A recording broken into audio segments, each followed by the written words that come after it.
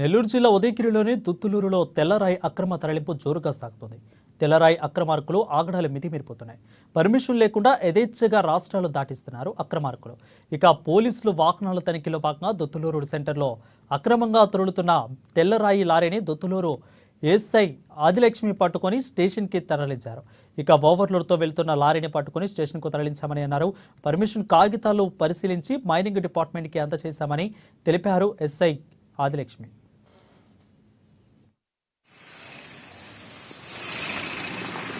అందరికీ నమస్కారం. నా పేరు ఆదిలక్ష్మి.